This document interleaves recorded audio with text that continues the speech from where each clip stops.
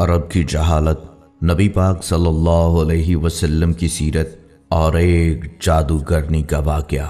بسم اللہ الرحمن الرحیم۔ السلام علیکم۔ کیا آپ جانتے ہیں کہ اسلام سے پہلے رومی، ایرانی، سمیری اور ہندی تہذیبیں کیا تھیں؟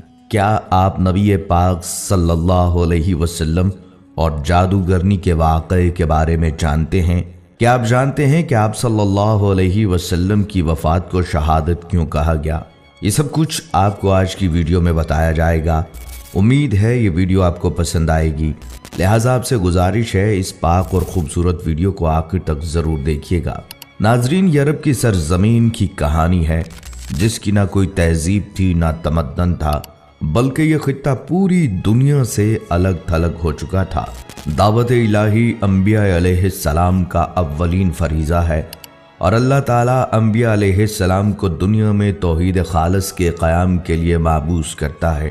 دنیا میں جس قدر بھی انبیاء کرام آئے ہیں، سب نے اپنی قوم اور لوگوں کو ان کے خالق کی طرف بلایا ہے کہ تمہارا معبود حقیقی خدا تعالیٰ ہے، صرف اسی کی عبادت کرو اور اس کی تمام تر صفات کے ساتھ اس پر ایمان لاؤ۔ آپ صلی اللہ علیہ وسلم کا دنیا میں آنا اور خاص طور پر عرب کی سرزمین پر آنا جیسے روشنیوں کی نوید تھی۔ جو انقلاب عظیم آپ صلی اللہ علیہ وسلم نے دنیا میں برپا کیا، وہ اس سے قبل نہ کبھی کسی آنکھ نے دیکھا اور نہ کبھی کسی کان نے سنا۔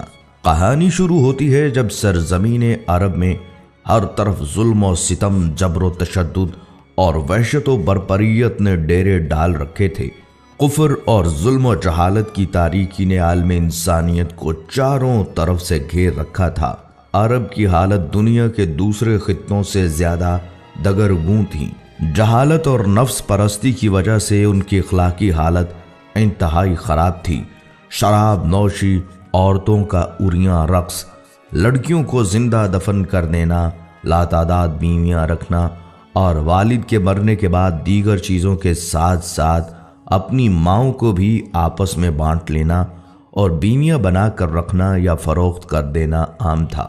بعض قبیلوں کا پیشہ ہی چوری، لوٹ مار اور قتل و غارت گردی تھا۔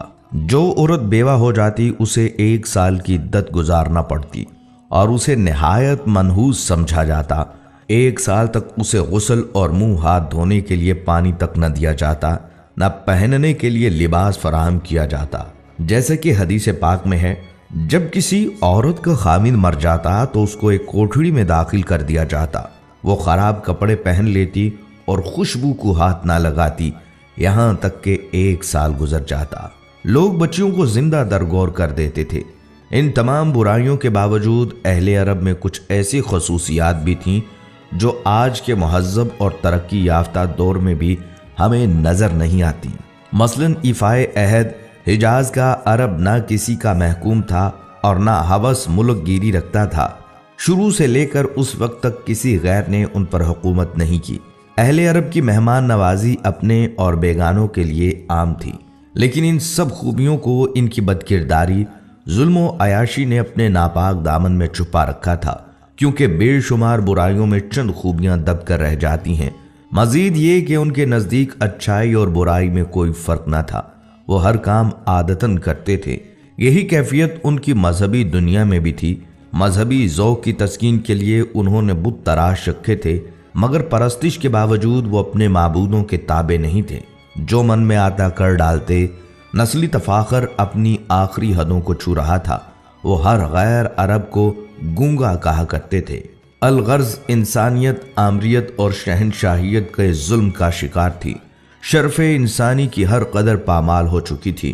عرب ہی نہیں، پوری دنیا ظلم و جبر کا منظر پیش کر رہی تھی۔ انسانی حقوق کا ہر تصور حکمرانوں کی انا کی گرد میں گم ہو چکا تھا۔ قبل از بعثت محمدی صلی اللہ علیہ وسلم، روم اور ایران اپنے وقت کی عالمی طاقت کی حیثیت رکھتے تھے۔ اپنے وقت کی یہ سپر پاورز تہذیب نسل انسانی کے ارتقاء کی بجائے چھوٹے اور کمزور ممالک پر غلامی کی سیاہ رات مسلط کر کے ایک غیر فطری احساس برتری کے لا علاج مرض میں مبتلا تھیں۔ طبقاتی کشمکش تمام قباحتوں کے ساتھ ابن آدم کا مقدر بنی ہوئی تھی۔ समाजी बुराइयों का चुंगल ज़हन इंसानी तक मोहित हो चुका था। 4वीं सदी ईस्वी में नसरानी हजरत ईसा अलैहिस्सलाम की तालीमात से बहुत दूर हो चुके थे।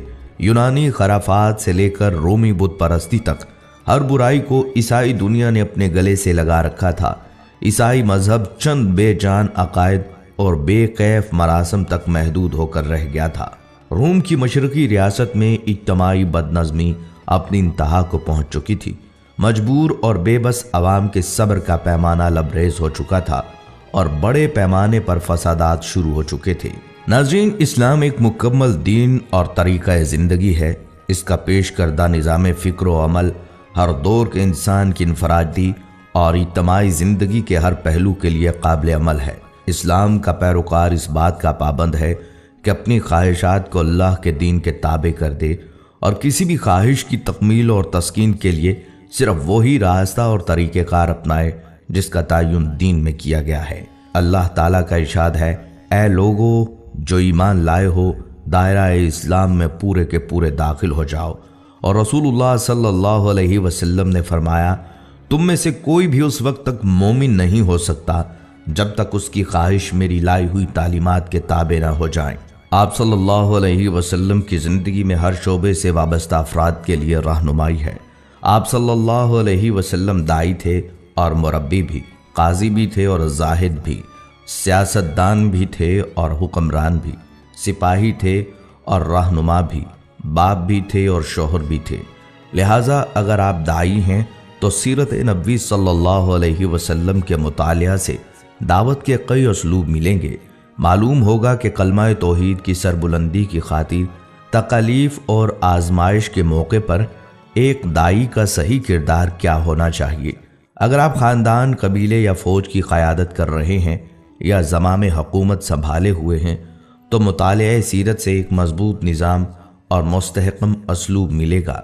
रसूलुल्लाह सल्लल्लाहु अलैहि वसल्लम ने अपनी उम्र के 15वें साल में ही अमन के एक मुआहदे में शिरकत की। अमीर, गरीब, सरदार और ग़ुलाम के लिए एक ही कानून वज़ा किया। रफ़ाही खिदमात में पेश रहे एक मुकम्मल मुआशी निज़ाम पेश किया जिसके मुताबिक तिजारत करके मुसलमानों ने ज़माम तिजारत, जिस पे बहुत अरसे से यहूदी काबिज थे, अपने हाथ में ले ली। मुख्तसर ये कि रसूलुल्लाह सल्लल्लाहु अलैहि वसल्लम की कोशिशों के नतीजे में जज़ीरतुल अरब, जो गोया एक मैदान जंग था, अमन का गहवारा बन गया। जहां भाई भाई का दुश्मन था वहां पूरा मुआशरा बाहम शिरो शुक्र हो गया। मुआशरे में ये तब्दीलियां कैसे आई, ये जानने के लिए भी मुतालिया सीरत इंतहाई ज़रूरत है। आप सल्लल्लाहु अलैहि वसल्लम की उम्र मुबारक के 20वें साल का एक वाक़या है। अरबों की सारी खराबियों के बावजूद उनके अंदर अभी तक इखलाक हुस्ना की बाज़ बाक़ियात मौजूद थीं। जुल्म के खिलाफ कभी कभार उनकी रगे हमीयत जाग उठती थी और वो जालिम से मजलूम का हक दिलाने के लिए सीना सपर हो जाया करते थे। कबीला बनु जुबैद का एक शख्स कुछ माले तिजारत लेकर मक्का आया। उसकी बेटी भी उसके साथ थी। उस ताजर से उसका सामान मक्का के मशहूर और मालदार सरदार आस बिन वाइल ने खरीद लिया, लेकिन उसने सीना जोरी करते हुए उस जुबैदी ताजर की बेटी को भी अपने कब्जे में ले लिया। वो अजनबी शख्स खाना काबा में आया और खाना काबा का गुलाफ पकड़कर बुलंद आवाज से रोते पीटते हुए फरियाद करने लगा, ऐ शहरे मक्का के शुरफा, तुम्हारे बासर आदमी आस बिन वाइल ने मुझसे जबरदस्ती मेरी बेटी छीन ली है। मैं मुसाफिर हूँ, मजलूम हूँ, तुम्हारी खिदमत में दरख्वास्त गुजार हूँ कि मेरी दाद रसी करो और मेरी बेटी मुझे वापस दिलाओ।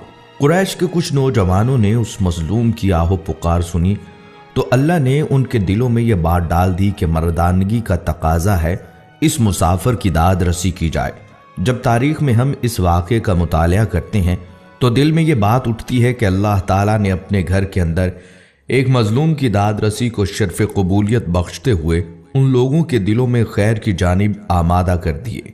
गुमान गालिब ये है कि ये लोग दर्जन भर के लगभग होंगे। नबी सल्लल्लाहु अलैहि वसल्लम इनमें पेश थे। ये सब लोग उस जुबैदी को अपने साथ लेकर आस बिन वाइल के दरवाजे पर पहुंचे, उसे बाहर बुलाया और सब ने यक जुबान होकर कहा, इस मजलूम पर तुमने क्यों जुल्म ढाया है? उस जालिम ने कहा, मैंने कोई जुल्म नहीं किया, वो लड़की कनीज है। जब माल का सौदा किया था तो ये लड़की भी मैंने इस शख्स से खरीद ली थी। आस बिन वाइल का जवाब सुनकर वफद के लोगों ने زبیدی سے وضاحت مانگی تو اس نے کہا، خانہ کعبہ کی عظمت و تقدس کی قسم، میں نے اپنی لڑکی نہیں بیچی اور نہ ہی وہ کنیز ہے، وہ میری بیٹی ہے، اور اس شخص نے اپنی قوت کے بل بوتے پر زبردستی اسے اغوا کر کے اپنے گھر میں ڈال دیا ہے۔ اس پر وفد کے لوگوں نے سختی کے ساتھ عاص بن وائل سے بات کی تو اس بدبخت نے اپنے جرم کا اعتراف کر لیا اور زبیدی کی لڑکی اسے واپس دینا پڑی۔ لڑکی واپس کرنے کے وقت بدبخت عاص نے ارکان وفد سے کہا کہ میں کل صبح لڑکی واپس کروں گا، ایک رات مجھے اس کے ساتھ گزار لینے دو۔ وفد کے تمام غیرت مند ارکان نے اسے سختی کے ساتھ اس بد ارادی پر شرم دلائی اور کہا یہ ہرگز ممکن نہیں، چنانچہ اسے اپنے شیطانی ارادے پر عمل کا موقع نہ ملا۔ زبیدی کی بیٹی اسے واپس دلائی گئی۔ اب اس نے اپنی بیٹی کو ساتھ لیا اور اپنے علاقے کی طرف روانہ ہو گیا۔